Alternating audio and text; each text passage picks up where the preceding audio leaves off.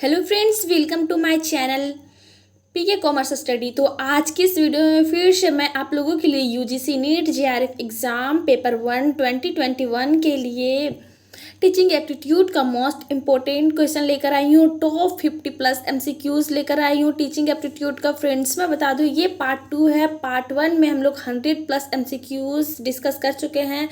तो ये एमसीक्यूज आप लोगों के एग्ज़ाम के लिए मोस्ट इम्पोर्टेंट है। तो अगर आप वो वीडियो नहीं देखे हैं तो इस चैनल के प्लेलिस्ट में जाकर देख सकते हैं। तो चलिए फ्रेंड्स, वीडियो का स्टार्ट करते हैं। वीडियो का स्टार्ट करने से पहले अगर आप पहली बार हमारे इस चैनल पर विजिट किए तो सबसे पहले हमारे इस चैनल को लाइक करें, सब्सक्राइब करें और बेल बटन पर क्लिक करके ऑल पर क्लिक करें, क्योंकि फ्रेंड्स मैं हमेशा इस चैनल पे यूजी पीजी से रिलेटेड न्यू लेटेस्ट अपडेट लाते रहती हूँ और यूजीसी नेट जेआरएफ से रिलेटेड भी हम लोग एमसीक्यूज लगाते रहेंगे। तो चलिए हम लोग वीडियो का स्टार्ट करते हैं। फ्रेंड्स मैं बता दूं, हम लोग पिछले वीडियो में 102 क्वेश्चन तक हम लोग कर चुके थे एमसीक्यूज। तो आज का क्वेश्चन नंबर है 103। तो ये क्वेश्चन में पूछा गया है कि निम्नलिखित में से किस स्थिति में सूक्ष्म शिक्षण सबसे अधिक प्रभावी होता है। तो ऑप्शन ए में दिया हुआ है शिक्षण अभ्यास की तैयारी के दौरान, बी में दिया है शिक्षण अभ्यास के दौरान और सी में दिया है शिक्षण अभ्यास के बाद और डी में दिया है सदैव। तो इसका करेक्ट आंसर हो जाएगा ऑप्शन नंबर ए, शिक्षण अभ्यास की तैयारी के दौरान सूक्ष्म शिक्षण अधिक प्रभावी होता है।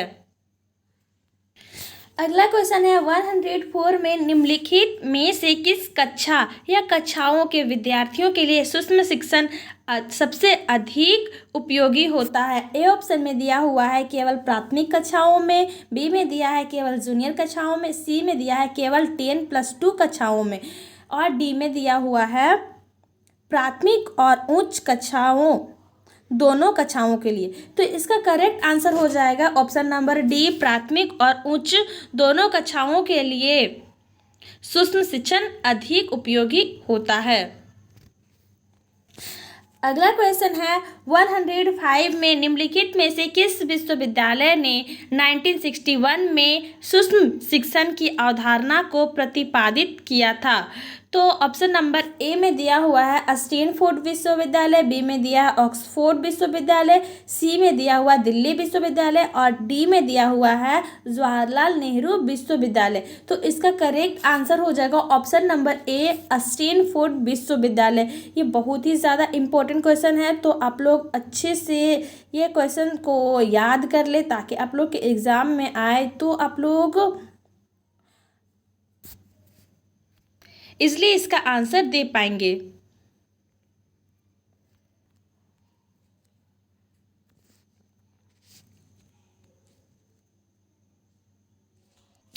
अगला क्वेश्चन है 107 में जॉन डेवी ने शिक्षा के क्षेत्र में किस बात पर अधिक बल दिया है। यानी जॉन डेवी ने शिक्षा के क्षेत्र में किस बात पर अधिक बल दिया है। ए ऑप्शन में दिया है क्रियामूलक ज्ञान, बी में दिया है सत्तावादी शिक्षण विधियों पर और सी में दिया है दोहराव शिक्षण पर और डी में दिया है उपरोक्त में से कोई नहीं। तो इसका करेक्ट आंसर हो जाएगा ऑप्शन नंबर ए, क्रियामूलक ज्ञान। अगला क्वेश्चन है 108 में निम्नलिखित में से किस विधि से परिसंवाद या विचार गोष्ठी का संबंध करके देखा जा सकता है। ए ऑप्शन में दिया है आविष्कार विधि से, बी में दिया है परिचर्चा विधि से और सी में दिया हुआ है व्याख्यान विधि से और डी में दिया है प्रदर्शन विधि से। तो इसका करेक्ट आंसर हो जाएगा परिचर्चा विधि से विचार एवं गोष्ठी का संबंध कर देखा जा सकता है। अगला क्वेश्चन में दिया हुआ है 109 में शिक्षण में छात्रों से प्रश्न करने का कौशल सबसे अधिक उपयोगी क्यों माना जाता है। ऑप्शन नंबर ए में दिया हुआ है शिक्षण में छात्रों की सक्रिय भागीदारी को सुनिश्चित करने के लिए, बी में दिया है छात्रों द्वारा तथ्यों को याद रखने के लिए, सी में दिया हुआ है छात्रों को अनुशासित बनाने के लिए, डी में दिया हुआ है छात्रों को परीक्षा के लिए तैयार करने के लिए। तो इसका करेक्ट आंसर हो जाएगा ऑप्शन नंबर ए, शिक्षण में छात्रों की सक्रिय भागीदारी को सुनिश्चित करने के लिए प्रश्न करने का कौशल सबसे अधिक उपयोगी माना जाता है। अगला क्वेश्चन है 110 में निम्नलिखित में से कौन सा कथन सूक्ष्म शिक्षण के बारे में सत्य नहीं है।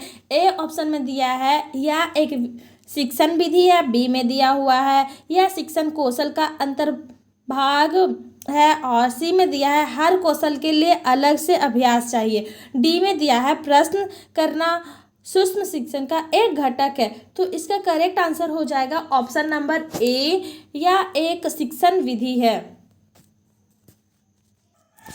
अगला क्वेश्चन है 111 में निम्नलिखित में से आर्मस्ट्रांग किस विधि के मुख्य प्रतिपादक थे। यानी आर्मस्ट्रांग किस विधि के मुख्य प्रतिपादक थे। ऑप्शन ए में दिया है समस्या समाधान की विधि, बी में दिया परियोजना विधि, सी में दिया है विचार विमर्श विधि, और डी में दिया हुआ है अनुमानी विधि। तो इसका करेक्ट आंसर हो जाएगा अनुमानी विधि। आर्मस्ट्रांग ने इस विधि को अपनाया था। अगला क्वेश्चन है निम्नलिखित में से किस स्थिति में विचार विमर्श विधि उपयोगी होती है। ए ऑप्शन में दिया हुआ है विचार बहुत ही सरल हो, बी में दिया है विषय थोड़ा कठिन हो, सी में दिया है विषय बहुत ही कठिन हो, डी में दिया है सभी परिस्थितियों में। तो इसका करेक्ट आंसर हो जाएगा ऑप्शन नंबर डी, सभी परिस्थितियों में विचार विमर्श विधि उपयोगी होती है। अगला क्वेश्चन है 113 में शिक्षण में शैक्षिक प्रौद्योगिकी बहुत उपयोगी है क्योंकि ऑप्शन ए में दिया हुआ है ए समय की मांग है, बी यह प्रसिद्ध संस्थानों द्वारा अपनाई गई है, और सी में दिया हुआ है यह शिक्षण को प्रभावी और कुशल बनाता है, डी ऑप्शन में दिया हुआ है यह छात्रों को शिक्षण और अधिगम की गतिविधियों के प्रति आकर्षित करता है। तो इसका करेक्ट आंसर हो जाएगा ऑप्शन नंबर बी, यह प्रसिद्ध संस्थानों द्वारा अपनाई गई है। अगला क्वेश्चन है 114 में पाठ्यक्रम योजना में कौन से घटक को समावेशित किया जा सकता है। ए ऑप्शन में दिया है पाठ्यक्रम का विकास और प्रारूप, बी में दिया है सामग्री को स्पष्ट और परिशिष्ट करने के लिए विभिन्न साधन, सी में दिया है पाठ्यक्रम के विशिष्ट उद्देश्य, और डी में दिया है उपरोक्त सभी। तो इसका करेक्ट आंसर हो जाएगा उपरोक्त सभी। अगला क्वेश्चन है 115 में निम्नलिखित में से कौन सा ड्रिल एवं प्रैक्टिस विधि का सबसे प्रचलित रूप है। ए ऑप्शन में दिया हुआ है विधि, बी में दिया प्रत्यक्ष अनुदेश, और सी में दिया है अनुभवात्मक अनुदेश, और डी में दिया है उपरोक्त में से कोई नहीं। तो इसका करेक्ट आंसर हो जाएगा ऑप्शन नंबर बी, प्रत्यक्ष अनुदेश। अगला क्वेश्चन है 116 में निम्नलिखित में कौन सी विधि अभ्यास के लिए उपयुक्त है। ए में दिया है आगमनात्मक विधि, बी में दिया हुआ है निगमनात्मक विधि, और सी में दिया है ड्रिल विधि, और डी में दिया हुआ है विचार विमर्श विधि, यानी इंडक्टिव मेथड, डिडक्टिव मेथड, और ड्रिल मेथड, डिस्कशन मेथड। तो इसका करेक्ट आंसर हो जाएगा option number C, drill method का अभ्यास उपयुक्त है। अगला क्वेश्चन है 117 में निम्नलिखित में से किस विषय के लिए पात्र अभिनय सबसे अधिक उपयोगी शिक्षण विधि प्रमाणित हो सकती है। और ए ऑप्शन में दिया हुआ है इतिहास, बी में दिया है विज्ञान, सी है गणित, और डी है भाषा। तो इसका करेक्ट आंसर हो जाएगा ऑप्शन नंबर ए, इतिहास। अगला क्वेश्चन है 118 में निम्नलिखित में से कौन सा समूह शिक्षण का लाभ नहीं है। ए ऑप्शन में दिया हुआ है संसाधनों का बेहतर उपयोग, बी में दिया श्रेष्ठ योजना, सी में दिया शिक्षण तकनीकों का बेहतर उपयोग, और डी में है शिक्षकों को बेहतर वित्तीय लाभ। तो इसका करेक्ट आंसर हो जाएगा ऑप्शन नंबर डी, शिक्षकों को बेहतर वित्तीय लाभ। अगला क्वेश्चन है 119 में एक शिक्षक व्यवहारिक रूप से समझाने के लिए किस विधि का प्रयोग करता है। यानी एक जो शिक्षक होता है जब अपने स्टूडेंट्स को पढ़ाता है या लर्नर को समझाता है तो किस विधि का प्रयोग करता है। ए ऑप्शन में दिया है व्याख्यान विधि, बी में आविष्कार विधि, सी में प्रदर्शन विधि, और डी में समस्या समाधान विधि। तो इसका करेक्ट आंसर हो जाएगा ऑप्शन नंबर सी, प्रदर्शन विधि का प्रयोग करता है। अगला क्वेश्चन है 120 में निम्नलिखित में से समूह शिक्षण के लिए मुख्य धारणा कौन सी है। ए ऑप्शन में दिया है शिक्षण अकेले कार्य करते हुए उब जाता है, और यानी ए में दिया है शिक्षक अकेले कोई भी कार्य को करता है, समझाता है तो वो उब जाता है, इरिटेट होने लगता है। बी में दिया हुआ है कोई भी एक शिक्षक स्वयं में सक्षम नहीं हो सकता। सी में दिया श्रेष्ठतम शिक्षक छात्रों द्वारा साझे किए जा सकते हैं। डी में दिया है एक अकेला शिक्षक कक्षा को नियंत्रित नहीं कर सकता है। तो इसका करेक्ट आंसर हो जाएगा ऑप्शन नंबर सी, श्रेष्ठतम शिक्षक छात्रों द्वारा साझे किए जा सकते हैं। अगला क्वेश्चन है 121, निम्नलिखित में से CAI का पूरा नाम क्या है, यानी कि इसका फुल फॉर्म क्या है। ए ऑप्शन में दिया हुआ है कंप्यूटर एनालाइज्ड इंट्रोडक्शन, बी में दिया है कंप्यूटर असिस्टेंट इंट्रोडक्शन, सी में दिया है कंप्यूटर असिस्टेंट इंटेलिजेंस, डी में दिया है उपरोक्त में से कोई नहीं। तो इसका करेक्ट आंसर हो जाएगा option number B, computer assistant introductions.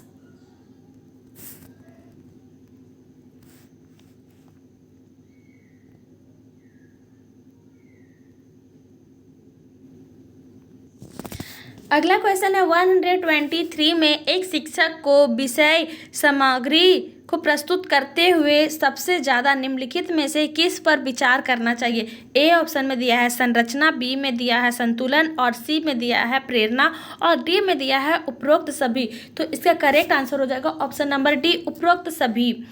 अगला क्वेश्चन है 124, शिक्षा के क्षेत्र में प्रौद्योगिकी के उपयोग में निरंतर वृद्धि हो रही है, जिससे शिक्षा का स्वरूप परिवर्तित हो रहा है। निम्नलिखित में से कौन से शब्द ऐसे परिवर्तन को प्रतिबिंबित करते हैं। ए ऑप्शन में दिया है निम्न शिक्षार्थी उन्मुख, बी में दिया है शिक्षक उन्मुख, सी में दिया है ए और बी दोनों, डी में दिया है उपरोक्त में से कोई नहीं। तो इसका करेक्ट आंसर हो जाएगा ऑप्शन नंबर ए, शिक्षार्थी उन्मुख। अगला क्वेश्चन है 125, निम्नलिखित में से सर्वसमूह अनुदेश के संदर्भ में कौन सा या कौन से कथन सत्य है। ए ऑप्शन में दिया है छात्रों को अपनी गति से प्रगति करने के लिए स्वतः ही अनुमति मिल जाती है, बी में दिया संपूर्ण कक्षा के शिक्षण के लिए एक समान कौशल और सामग्री की सुविधा, सी में दिया है शिक्षक द्वारा विशेष वर्ग के छात्रों को एक अनुकूल स्तर पर नए कौशल से परिचित करवाना, डी में दिया हुआ है उपरोक्त सभी। तो इसका करेक्ट आंसर होगा ऑप्शन नंबर बी, संपूर्ण कक्षा के शिक्षण के लिए एक समान कौशल और सामग्री की सुविधा होना चाहिए। अगला क्वेश्चन है 126, निम्नलिखित विधियों में से कौन सी विधि कक्षा संचार में सबसे अधिक प्रभावी है। ऑप्शन नंबर ए मौखिक संचार, बी लिखित संचार, और सी मल्टीमीडिया विधि, डी इसका सामान्यकरण कठिन है, यह उद्देश्य पर निर्भर करता है। तो इसका करेक्ट आंसर हो जाएगा ऑप्शन नंबर डी, इसका सामान्यकरण कठिन है, यह उद्देश्य पर निर्भर करता है। अगला क्वेश्चन है 127 में निम्नलिखित में से किस शिक्षण विधि द्वारा छात्र शिक्षण में छात्रों की अधिकतम भागीदारी सुनिश्चित की जा सकती है। तो ए ऑप्शन में दिया है व्याख्यान विधि, बी में दिया है परिचर्चा विधि, और सी में दिया है पाठ्य पुस्तक विधि, और डी में दिया है श्रव्य दृश्य यंत्र। तो इसका करेक्ट आंसर हो जाएगा ऑप्शन नंबर बी, परिचर्चा विधि। अगला क्वेश्चन है 128 में निम्नलिखित में से कौन सा शिक्षण प्रतिमान शिक्षण सामग्री को प्रस्तुत करने के लिए तकनीकी दृष्टिकोण से सबसे उपयुक्त है। ए ऑप्शन में दिया सीखने का प्रतिमान, बी में दिया है निर्देशात्मक प्रतिमान, सी में दिया है मूल्यवर्धित प्रतिमान, डी में दिया उपरोक्त में से कोई नहीं। तो इसका करेक्ट आंसर हो जाएगा ऑप्शन नंबर बी, निर्देशात्मक प्रतिमान। अगला क्वेश्चन दिया हुआ है 129 में निम्नलिखित में से कौन सा संचार माध्यम ग्रामीणों के बीच में साक्षरता को बढ़ावा देने के लिए उपयुक्त नहीं है। ए ऑप्शन में दिया है प्रदर्शन, बी में दिया है पढ़ना और लिखना, और सी में दिया हुआ है सूचना को उपलब्ध करने के लिए टेलीविज़न के माध्यम से और फिल्म प्रक्षेपक उपयोग करना, डी में दिया बड़े पैमाने पर समूह परिचर्चा। तो इसका करेक्ट आंसर हो जाएगा ऑप्शन नंबर डी, बड़े पैमाने पर समूह परिचर्चा करना ग्रामीणों के बीच साक्षरता को बढ़ावा देने के लिए उपयुक्त नहीं है। अगला क्वेश्चन है 130 में छात्रों को सत्वापन के रूप में गृह कार्य देने का मुख्य लाभ क्या होता है? ए ऑप्शन में दिया उन्हें हर अध्ययन के क्षेत्र अध्ययन में व्यस्त रखना, बी में दिया है उन्हें टेलीविज़न देखने से रोकना, सी में दिया है स्व अध्ययन का स्वभाव विकसित करना, डी में दिया उपरोक्त में से कोई नहीं। तो इसका करेक्ट आंसर हो जाएगा ऑप्शन नंबर सी, स्व अध्ययन का स्वभाव विकसित करना। अगला क्वेश्चन है 131 में निम्नलिखित कथन पर विचार करें। कक्षा शिक्षण में सही निर्देश माध्यम का चुनाव ना कर पाना शिक्षार्थियों में शिक्षा कक्षा से अनुपस्थित और पलायन करने की प्रवृत्ति को बढ़ावा देता है। निम्नलिखित में से इसका उपयुक्त उत्तर कौन सा है? ए ऑप्शन में दिया हुआ है सहमत, बी में दिया है अनिश्चित, सी में दिया असहमत और डी में दिया उपरोक्त में से कोई नहीं। तो इसका करेक्ट आंसर हो जाएगा ऑप्शन नंबर ए, सहमत। अगला क्वेश्चन दिया हुआ 132 में निम्नलिखित में से शैक्षणिक कंप्यूटर का मुख्य कार्य क्या होता है? ए ऑप्शन में दिया है उत्तरों की गणना करना, बी में दिया है जानकारी को रक्षित करना, सी में दिया है आंकड़ों का विश्लेषण करना और डी में दिया है उपरोक्त सभी। तो इसका करेक्ट आंसर हो जाएगा ऑप्शन नंबर डी, उपरोक्त सभी। अगला क्वेश्चन है 133 कंप्यूटर आधारित शिक्षण मॉडल को किसके द्वारा विकसित किया गया था? ए ऑप्शन में दिया है गिलबर्ट और बी में दिया है अस्टोलूरो और डेविस और सी में दिया है रॉबर्ट गैगने, डी में दिया है मकनर। तो इसका करेक्ट आंसर हो जाएगा ऑप्शन नंबर बी। अगला क्वेश्चन है 134 में छात्रों को समूह शिक्षण से मुख्य रूप से क्या अपेक्षा होती है? ए ऑप्शन में दिया है समूह से प्रशंसा प्राप्त करना, बी में दिया है कार्य को समान रूप से वितरित करना, सी में दिया है व्यक्तिगत दृष्टिकोण को उपेक्षित करना और डी में दिया अन्य छात्रों को समूह का सदस्य बनाने के लिए प्रेरित करना। तो इसका करेक्ट आंसर हो जाएगा ऑप्शन नंबर डी, अन्य छात्रों को समूह का सदस्य बनाने के लिए प्रेरित करना। अगला क्वेश्चन है 135 में निम्नलिखित में से कौन सा क्षेत्र बड़े समूह, छोटे समूह और व्यक्तिगत शिक्षण विधियों को आपस में जोड़ता है? ए ऑप्शन में दिया है समूह चर्चा, बी में दिया है विभेदित अनुदेश और सी में दिया विचार मंथन और डी में दिया उपरोक्त में से कोई नहीं। तो इसका करेक्ट आंसर हो जाएगा ऑप्शन नंबर बी, विभेदित अनुदेश। अगला क्वेश्चन है 136 निम्नलिखित में से शिक्षण विधियों का कौन सा संयोजन शिक्षार्थी केंद्रित प्रतिमान को प्रोत्साहित करने में सबसे अधिक उपयोगी प्रमाणित हो सकता है? ऑप्शन ए में दिया हुआ है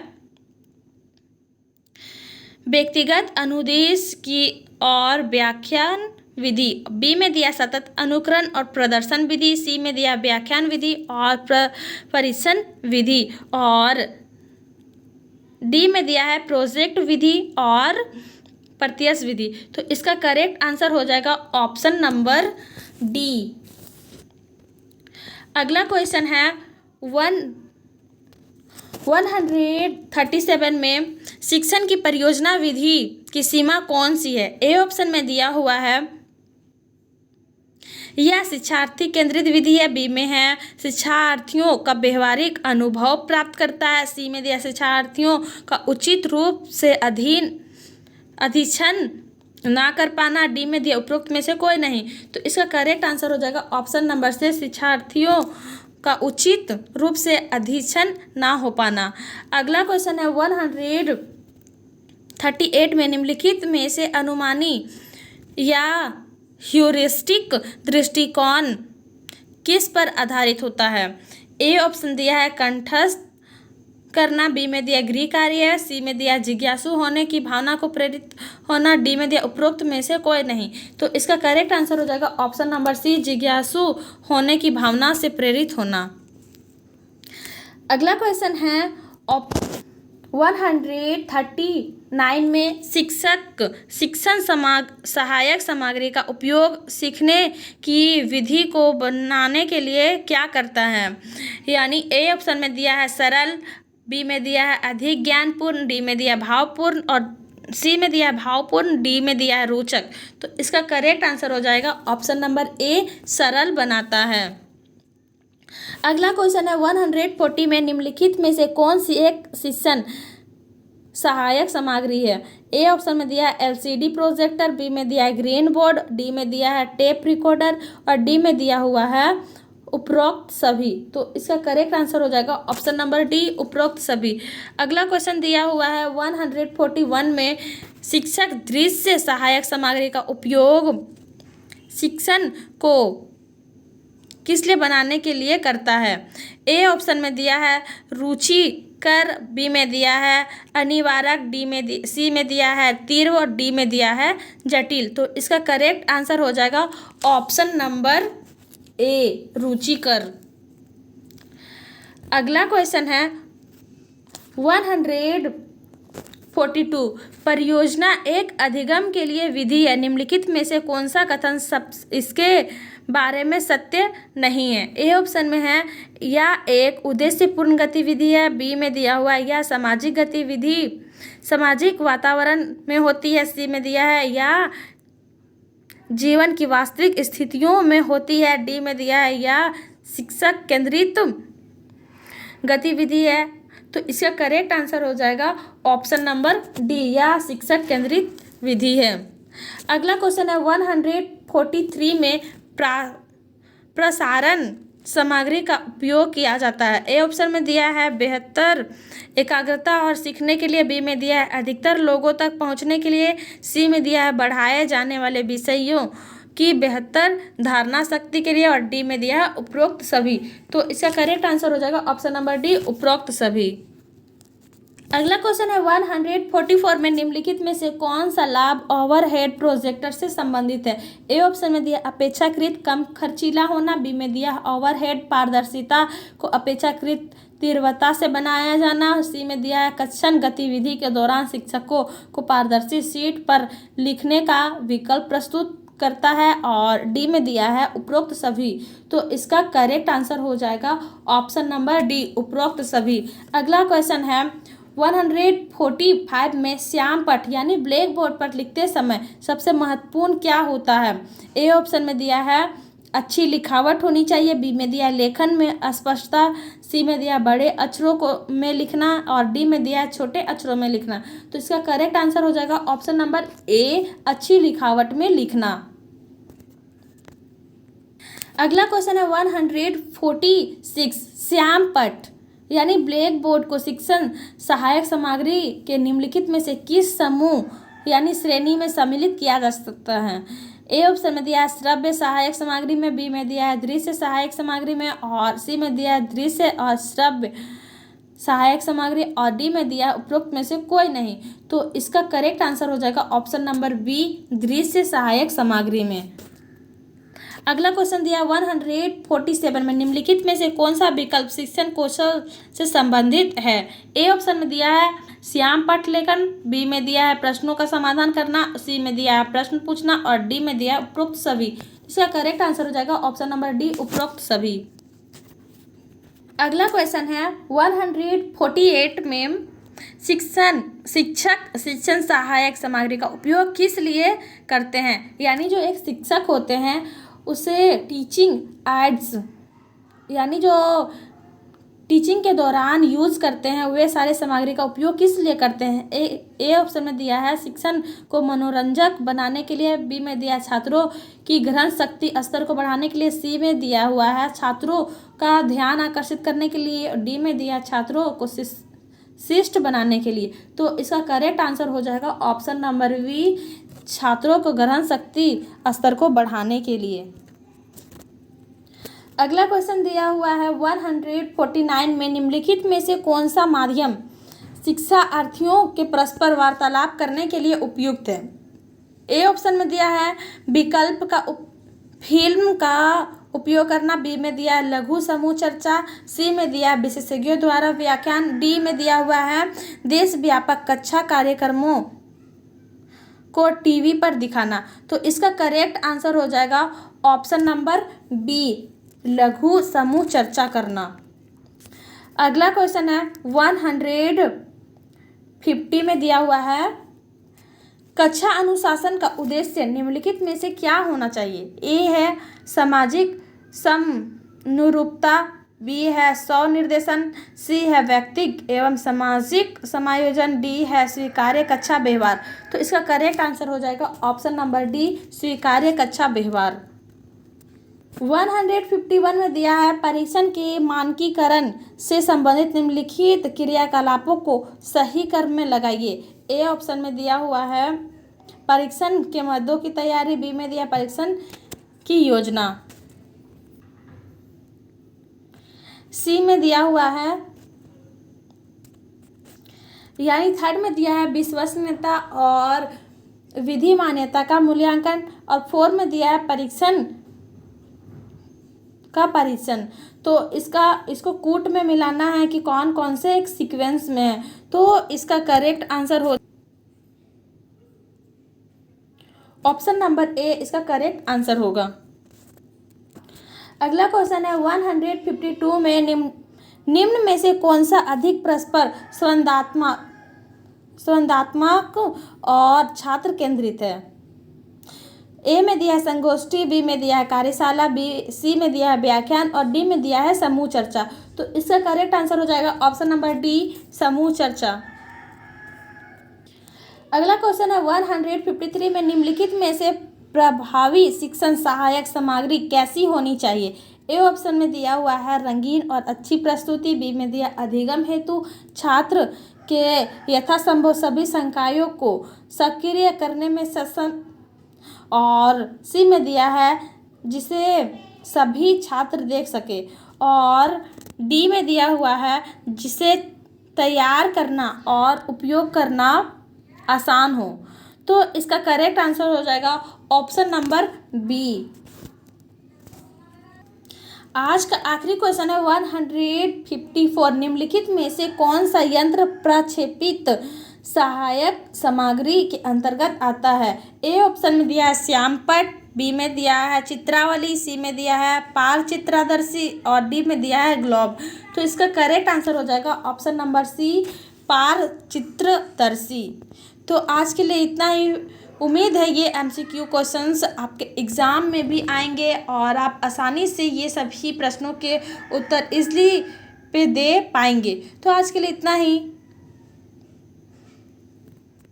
अभी तक जो फ्रेंड्स हमारे चैनल को लाइक सब्सक्राइब नहीं किए हैं तो जल्दी से लाइक और सब्सक्राइब कर दे। धन्यवाद।